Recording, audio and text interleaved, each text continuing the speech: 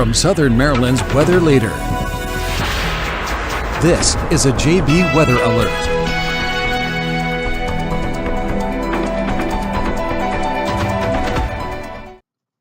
Hello and good evening. I'm Forecaster John Bordash back with you here in the Storm Center, continuing to track what we have going on, and we're continuing to track our line of not so severe storms, but still pretty strong storms, continuing to push southward through parts of the region and actually intensifying a little bit as they continue to do so. The warm temperatures we have across the region is what's allowed this to happen, and we're actually seeing a pretty decent uptick in not just lightning but also some hail reports starting to come in with these storms. And typically where you're starting to see, and I'll turn the lightning off real quick so you can see this, typically where you're seeing these dark reds and these pinks, that's going to generally be where you're talking about the potential for hail, potentially talking between pea-size and quarter-size hail.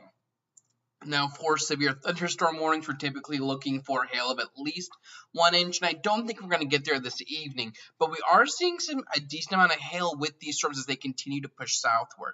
We kind of have 3 or 4 main areas of the heaviest rain with some of the highest concentration of hail right now. The first would be right over St. Leonard in Port Republic. That's about to push out over the bay.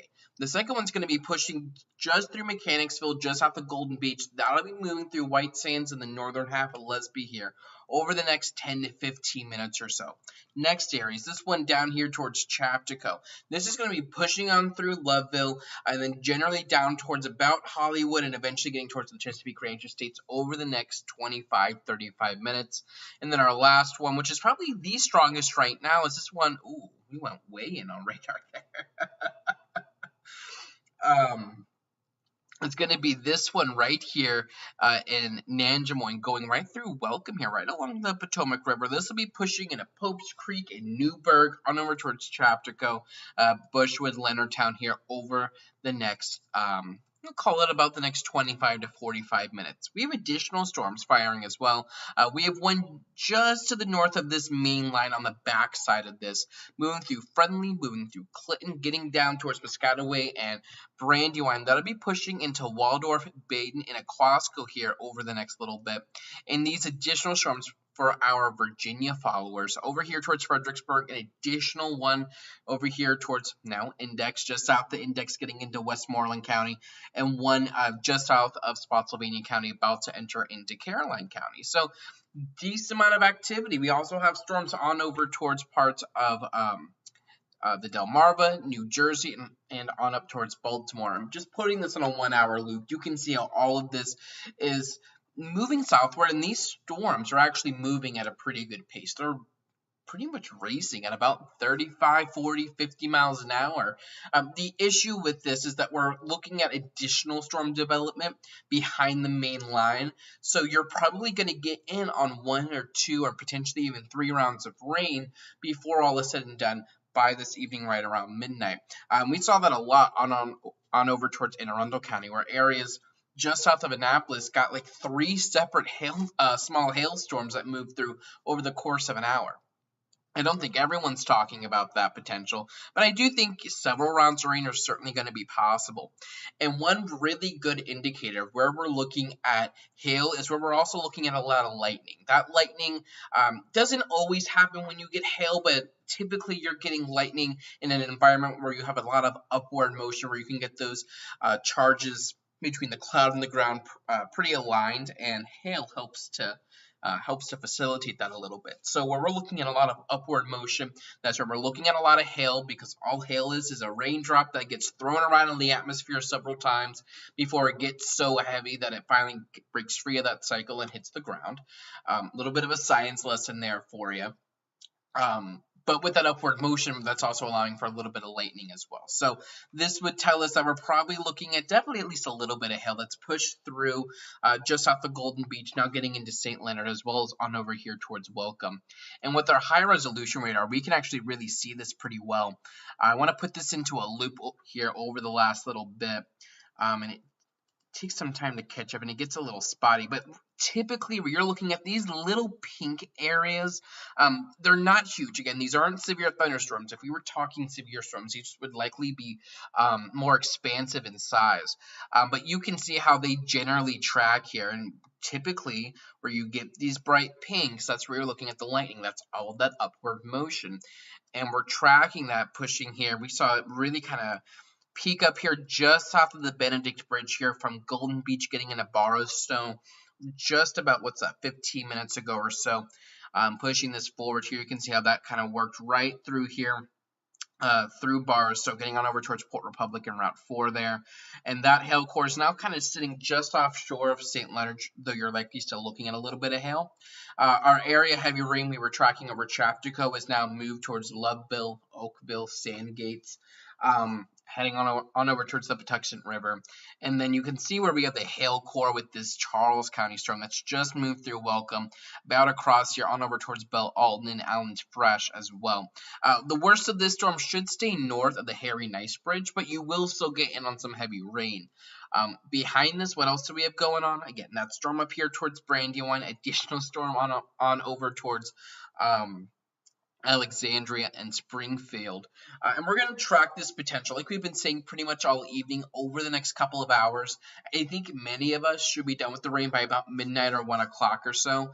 I think we should be all clear for sunrise services tomorrow if you're heading out and observing the holiday of Easter. But do be aware that up until about midnight or so, these are going to be fair games. If you're trying to get out, get some last minute activities done, I saw someone asking about walking a dog. You're going to be dodging raindrops, I think, throughout the evening. The main thing you want to try to time is when this main line kind of pushes through. This is going to be the leading edge of that colder air that's racing southward. Once that pushes through, the air behind it's a little bit more stable, and it's harder to get these intense thunderstorms. Well, rain is still possible. You're probably not talking severe weather. So, like Waldorf, you should be good. Chesapeake Beach, you're good right now. You do have a storm, again, back up here near Brandywine and Clinton that's pushing to the south, but that's not nearly as strong as this initial line. And this initial line also has some gusty winds with it. I want to try to get that loaded up here. And where we're looking at some of the highest lightning strike densities, some of the biggest hail, again, up to about pea size. That's also where you're looking at some of the gustiest winds. Not overly impressive. Right now, radar's estimating upwards of about 40 miles an hour or so with this. Nothing too crazy at the moment. The same back over here near Welcome and Port Republic. So these storms aren't posing a great damaging wind threat. The main threat is going to be that locally heavy rain and that hail threat along with some lightning. As well. So we're going to watch this as it all moves to the south. Again, we have the hail core, this one jumping a little bit further south. So as I say, it shouldn't go over the Harry Nice Bridge. Maybe it indeed will. Kind of pushing here over Dahlgren and the tip of King George County, about to push here into southern parts of Charles County. So heads up Popes Creek, Newburgh, Morgantown, Mount Victoria, and the Wycomico River here over the next 15 minutes or so as all of this continues to push to the south. And you can see we now have this kind of racing down Route 4 in Calabar County, now finally getting down towards the Lesby area, eventually getting down towards Solomons. But then you have, again, those additional areas around Huntingtown about to get in on some, and on up here towards Dunkirk and Rosaryville. So we'll watch all of this as it continues to push to the south and east. Nothing overly ominous at the moment, but it is something to keep in mind as you head out and about this evening. This should be all clear by tomorrow morning. I don't think we're talking about thunderstorms all night, which is good news. These shouldn't keep you up. The atmosphere isn't exactly overly conducive to support thunderstorms, especially this evening. While these were expected, these aren't really expected to reach severe criteria, which is good news, and these will eventually wane as we head throughout the evening. What I want you to watch, though, on radar, and this is really interesting, and this is how you can really see where that cold front is and what's allowing these storms to develop. This is a 1-hour loop, and as I loop this, I want to take this back here. Keep your eye just to the north here of Stafford through Remington.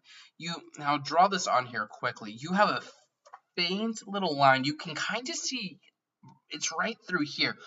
You'll see this race further to the south out ahead of this line.